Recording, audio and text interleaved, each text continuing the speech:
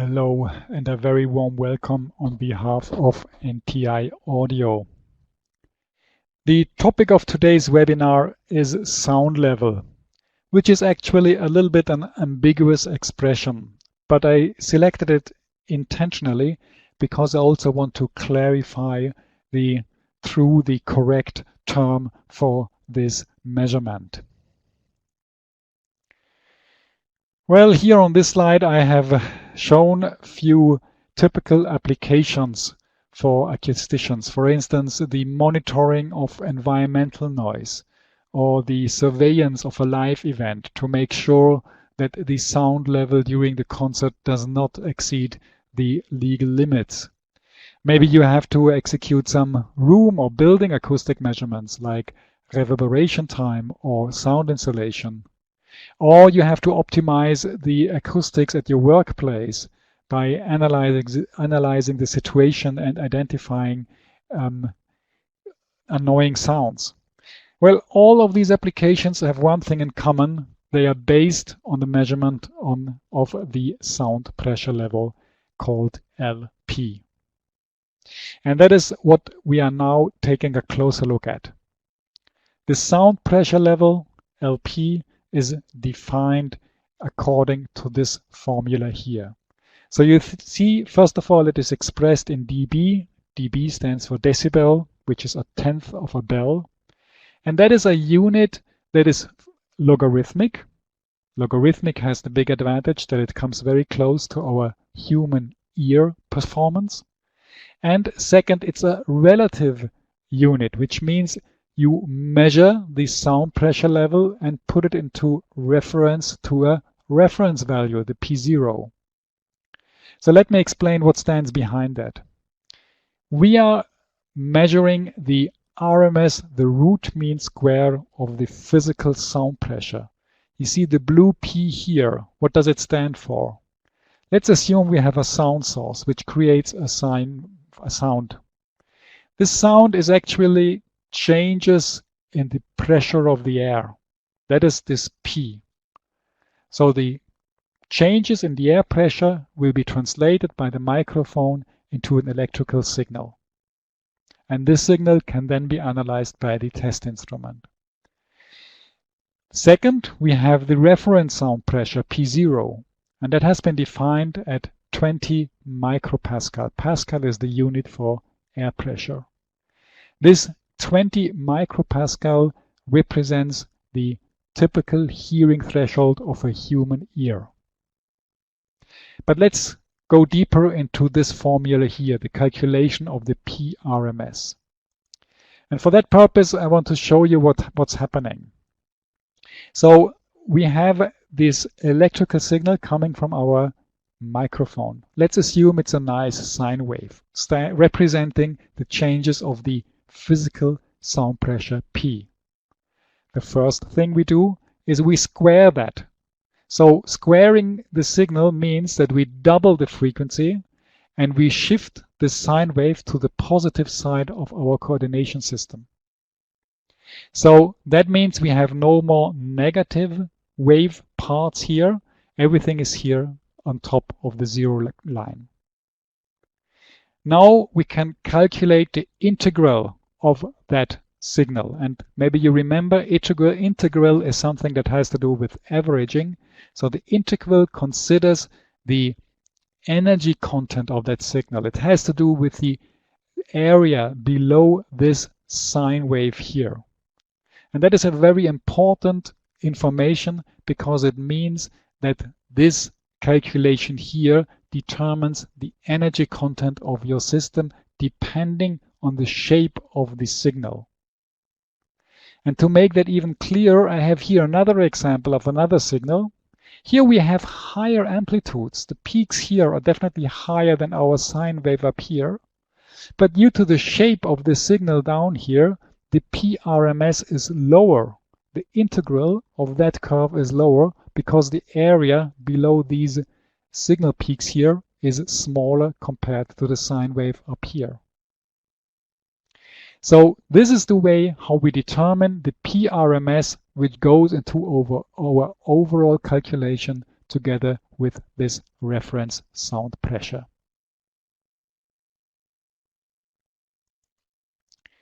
When we want to measure sound pressure level, what do we need? Of course, we need an accurate instrument. But even more, there is one key aspect, and that is the microphone, and actually the microphone sensitivity. You have to know that every microphone has its own characteristic in terms that it translates the incoming sound pressure changes into the electrical signal with a different ratio, with an individual ratio. So this individual ratio, or we call it sensitivity, is a key parameter that must be known to the signal processor of our test instrument. Only this way the instrument can accurately determine the true sound pressure level here in front of our microphone. So we need a calibrated microphone together with a precise instrument. Well, next step, if we look at this example of a signal, maybe looks a little bit awkward, but it's very nice to explain different aspects. Now we want to monitor, we want to watch, we want to read out the sound level at certain points. Well, imagine you are here somewhere on the time axis, you want to know what is the level here, and you can imagine it's quite hard to determine that because this line here is flickering up and down. It's quite typical for noise signal, for music signal. It's not a stable situation. It's almost impossible to get a stable readout from this shaped curve. So what we need is, in order to determine the live level, we want to somehow smoothen that curve in order to be able to read out reasonable values. Maybe we want to determine the average of that sound signal over time. Or maybe we want to know what was the highest level that occurred during the recording period, or the lowest level. So in order to be able to determine all these parameters, all these aspects, first of all, we have to find a way to make this signal readable. And actually there are two approaches for that, which I'm going to present to you now. The first one, the traditional one, is called the time weighting. Well, before I start, I have to say something about this sketch. This is a little bit an artificial drawing. In reality, the sound pressure is nothing static. But I wanted to just demonstrate the principle, the definition of a time weighting, and that can be done the best way if we just simplify the situation by assuming that we have a sound pressure level which immediately rises to a higher level, stays there for a while, and goes down again. Maybe you noticed also that here on the y-axis we have not the dB from the sound pressure level, but we have the Pascal squared from the physical sound pressure. Now, the standard says that the display of our test instrument, in order to smoothen that signal, has to apply a so-called time constant. The time constant for the fast weighting is 125 milliseconds. And this 125 milliseconds determine the tangent of our rising green curve. The green curve represents the displayed level on our test instrument.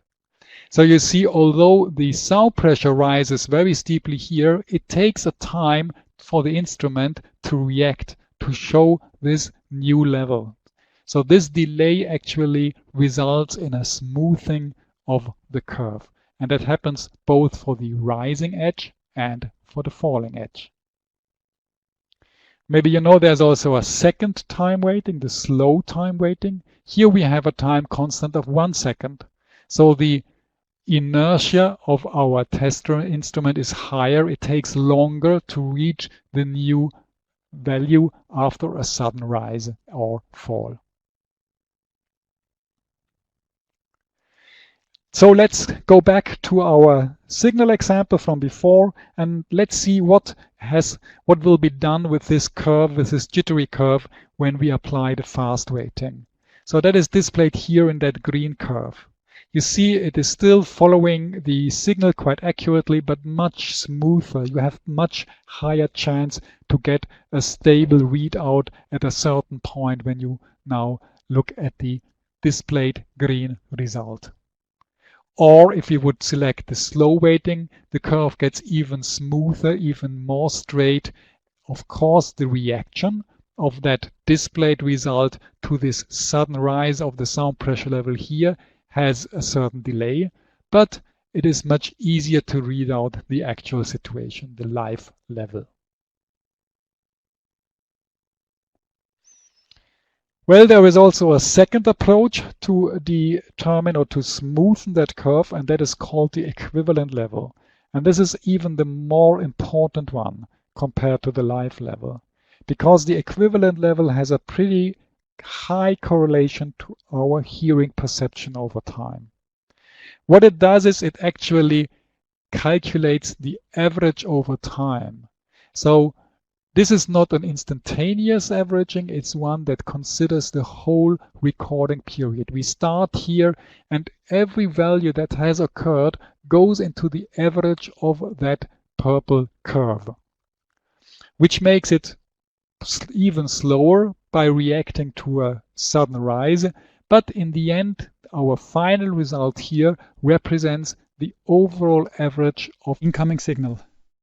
It is quite apparent that an LEQ measurement needs a start point. You have to begin the measurement at a certain time and you have to end it. Well, the LEQ curve or the LEQ result, especially at the end, is very interesting, as I said, for instance, for live sound surveillance.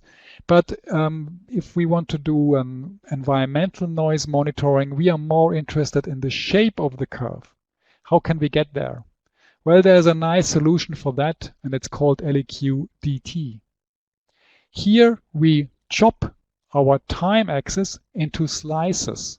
Let's say every second or every 100 milliseconds, whatever. And for each of these slices, we determine the LEQ, or to be exact, the LEQ DT. So each individual slice will be calculated. Now, by connecting these points, we get a curve, the LEQ DT, which shows us quite accurately the shape of the signal that as it has occurred. And in addition, it also allows us to calculate the LEQ at the very end of our recording period. I will come back to that LEQ DT curve at my practical presentation.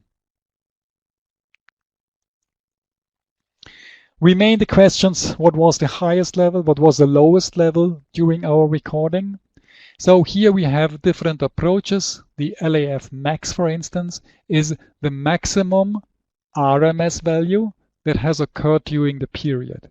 So you see here, as soon as the RMS value rises, the LAF max will jump there, stay there, until an even higher RMS value has occurred, or even higher. So it stays there always to the end of our recording period or until an even higher value occurs.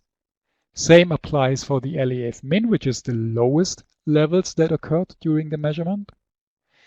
But still, the RMS gives us no information about these small peaks happening here. So if we are interested about the absolute maximum peak pressure level that has occurred, then we need the LC peak. That is a different way of calculating this level, and it shows us the highest peaks during our recording period. Well, maybe you ask yourself, what does this A and this C stand for? Just on the next slide, I want to explain that to you. But before I have one more thing to mention, and that is, so far we have been talking about the wideband level. This red curve here is always referring to the frequency band, for instance, from 20 Hertz to 20 kilohertz. So all the frequencies in that band will be considered for our calculation, for our level calculation. But maybe you are interested in a more detailed view of the frequency spectrum, you are interested in the characteristic of the signal as it is coming in. So for that purpose, we have to slice our frequency axis into pieces and calculate the sound pressure level for each of these sub-bands. Here we see the octave resolution. This would be the third octave, which is higher. This is a 12th octave resolution plot, which is even higher resolution than the ones before. So you see, the higher the resolution, the more details come out of our signal that we have measured. Well, when we're talking about frequency, it's time to introduce the frequency weighting as well. And the background here is that our ideal test instrument would give us a completely linear response. Linear means it would consider all the frequencies absolutely in the same way, to the same amount. But our human ear has a certain characteristic. We are less good in hearing low frequency noise, for instance, compared to sound at around 1000 Hertz. And that is represented by this A-weighting curve. The A-weighting curve tells us that our human ear has a lower sensitivity at low frequencies and at very high frequencies, and it has this approximate shape. So this curve approximates the human hearing sensitivity for mid-range levels. When we look at very high levels, very loud signals, we are rather hearing the way as the C curve, the C weighting is representing. And then we have this funny Z weighting, this very straight green line. Why is it there? We need it because we want to identify if the measurement does not apply any A or C or whatever weighting. Z means 0, so no weighting at all. The perfect test instruments with a linear response is what shows this Z weighting, unless I would apply a filter curve. So typical measurements with A weighting would be the LAEQ, so the equivalent level A weighted, which the LAQ could also be measured Z weighted, depends on the application, on the standard you have to obey. A weighting is very popular for the live value, the LAF, the LAS, and also for the maximum and the minimum level. While the peak level refers to the C weighting, which makes sense, of course, because as I said, C weighting represents our hearing at very high levels, and the peak is determines the peak levels that occurred during our recording period. So that is a good combination. Now, so far we have been looking at the measurement of a level. Now let's take a look in the opposite direction. We want to create a certain sound level. What do we have to obey here? Let's assume we have a bass player who creates low frequency signals to his woofer, and we want to double the volume of that bass player. So we have let's assume a nice sine wave that he is creating. We add a second woofer, so the second woofer, the orange line, has the same signal, of course, has the same frequency, the same phase, and these two signals are now superposed, and the result looks like that. We have a new sine wave. The sound pressure level has a higher amplitude now, same frequency, same phase, but it's apparently much more higher.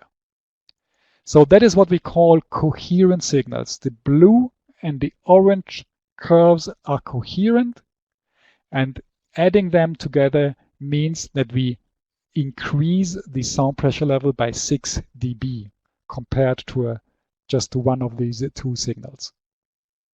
The example, as given before, the bass player with a second woofer, subwoofer, would create a 6 dB higher sound pressure level than before, than with just one woofer. However, in an unwanted case, we could have this situation where the second signal is inversely polarized. So it is 180-degree phase shifted towards the first one. So in this case, these two signals cancel each other.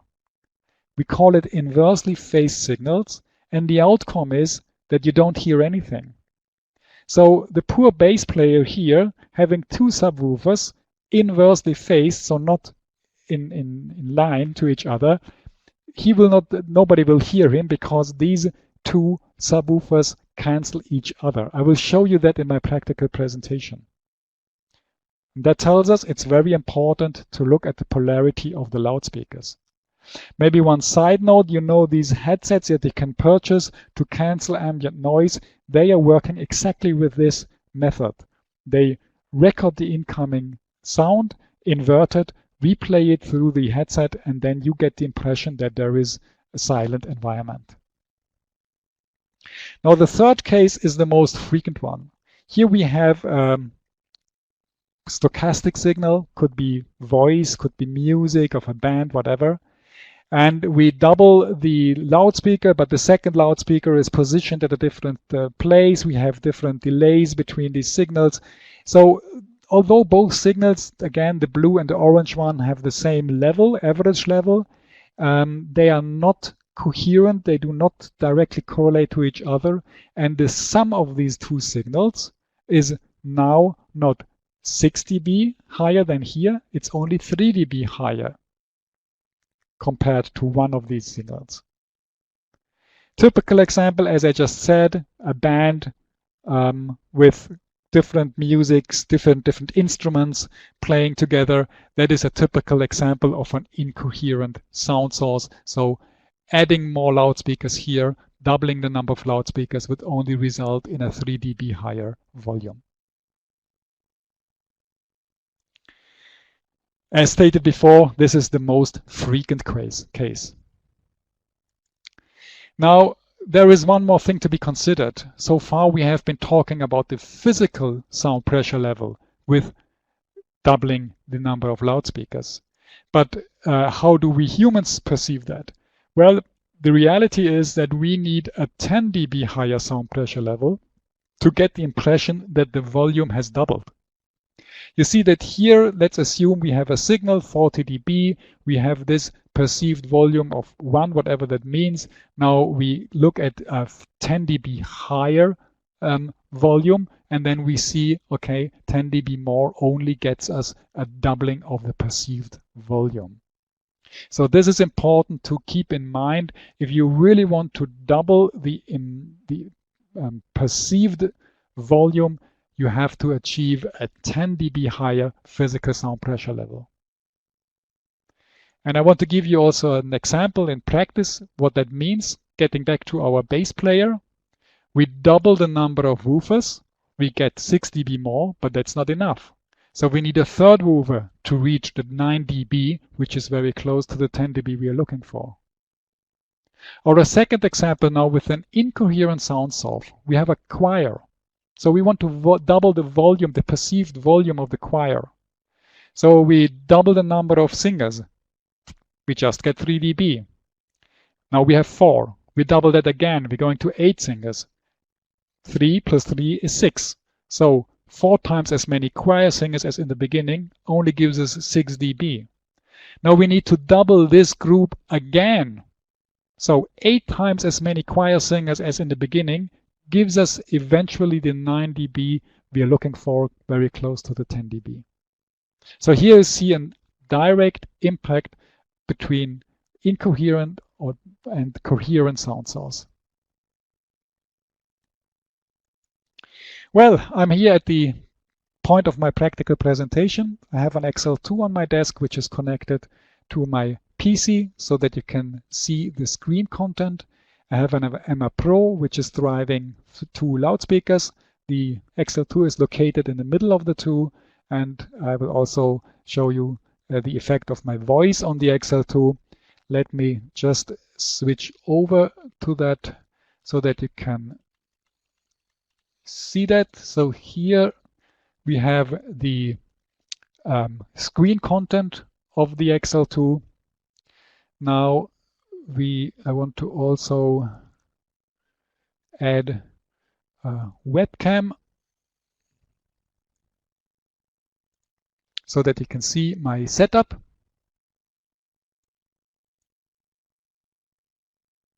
With the XL2, the 2 loudspeakers, and the Emma Pro. And now the first thing you notice is when you, sorry, just get back here. Yeah, when you watch the LAF or the LAS or the LZS here, This is my voice, and you will see quite quickly that this fast weighting is much more nervous compared to the slow weighting. So it's easier to read out some kind of stable level here with the slow weighting compared to the fast one. The second thing you notice is that our LAF max and LAEQ don't show anything. The reasons why is very simple, because I haven't started the measurement, the recording period yet. So now I'm going to do that. I click on start. And as soon as the measurement recording has been started, you see the result, you see the outcome, you see that the LAQ pretty quickly becomes quite stable because it averages my voice over time and comes to the average level. The LAF max stays here as long as I'm not louder as before. And actually that's what I'm going to do now. I will briefly clap in my hands. So watch please the LAF max, what happens to this value. You see that was a sudden rise. Now it stays here unless I would become even louder. And maybe you noticed also that the LAQ was not pretty much affected from this clap because it was too short. It didn't have a big impact on the overall recording period. Now, the next thing I want to do is to show you the effect of an 80 Hertz tone. You see here, this is the screen content of my MR Pro. I will replay an 80 Hertz tone.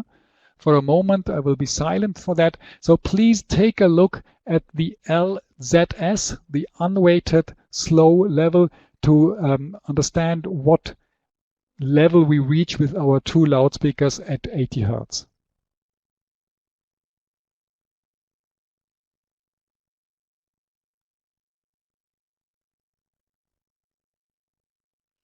Something around 77.8. Now I will do the same again. I will replay the 80 Hertz, but now I will mute the left loudspeaker. And then you can see the effect of cutting the number of speakers in half, which is the opposite of what I did before. So here we should reach 6 dB less than before.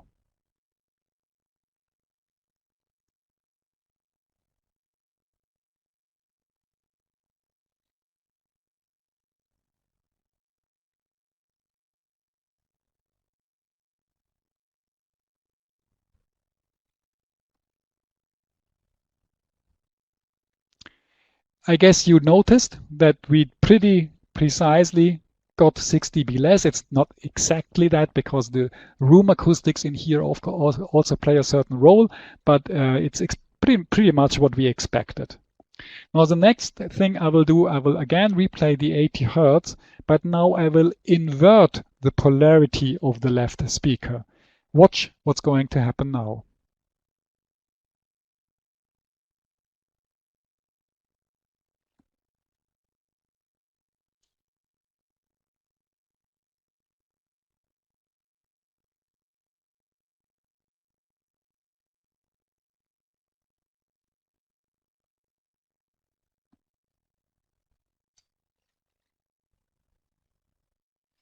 So this is exactly what expected. Although both loudspeakers were fully active, fully replaying their sound, they cancelled each other due to this mentioned effect of the coherent sound sources with inversed phase, and the level measured by our XL2 dropped dramatically. Well, the last example I want to show you is by replacing the MR Pro with another sound source. It's an MP3 player that is replaying an incoherent signal. It's a pink noise signal. Actually, it's two pink noise signals on the two channels, incoherent. And I will do the same as in the very beginning. I will replay it through both loudspeakers. Then I will mute the left loudspeaker, and you will see that the difference is approximately about 3 dB.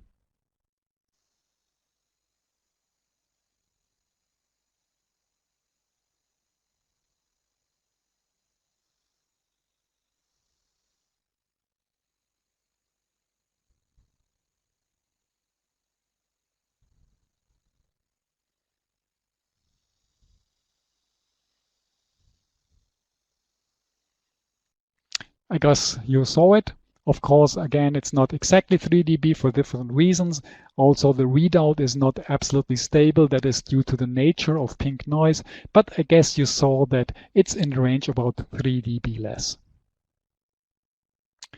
Well, now let us take a look at the recording of our example. For that purpose, I switch back to my Data Explorer software. So this is not exactly the recording I made this moment. I did it before this webinar, but it's the same things that happened here. The red curve is the LEQ DT, the one I mentioned before. This is a very popular, very helpful measure to watch what has happened over time. The blue curve is the LAF max. The pink one is the LC peak, and the green is the LAF min. So here was my voice. Here I clapped in my hands. That's why these two maximum levels and peak levels jumped up immediately.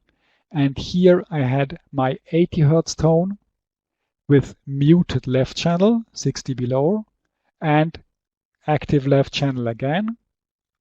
Then here I had the 80 Hertz tone with the inverted left loudspeaker, so the cancellation, which resulted in a huge drop back to the 80 Hertz tone. And here you see the pink noise with the switching off or muting of the left channel and going back to the active channel. So this is just a nice example that shows you that these theoretical effects are really happening in reality. Well, let me get back to my presentation and summarize the key points of my webinar. We started with the live values, LF, LS, which are typically continuously displayed on a sound level meter. We had the averaged sound pressure level, the LEQ and the LEQ DT. These measurements must be started and stopped.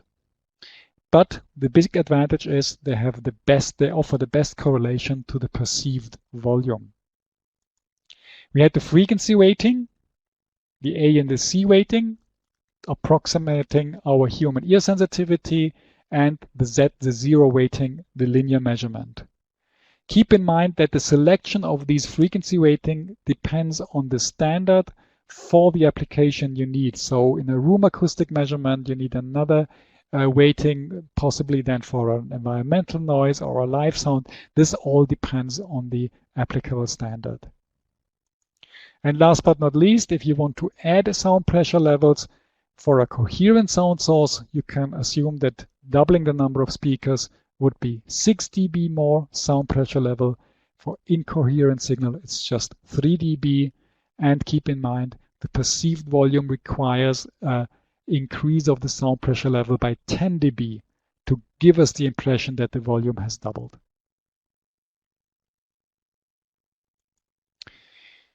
Well, I'm at the end of my presentation. Before I take a closer look at the questions that have popped in, I just want to give 3 more hints. First of all, if you need any support, please contact us here, headquarters, or any of our subsidiaries worldwide or partners. We will be happy to assist you. Second, keep in mind this webinar will be published as a video on our website very soon as we have added the subtitles.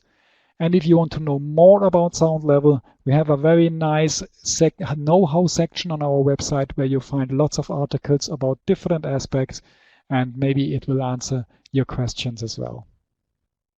Me from my side, I want to thank you very much for your attention. I hope I was able to answer some of your questions, and of course I would be very happy to meet you again at one of our future webinars.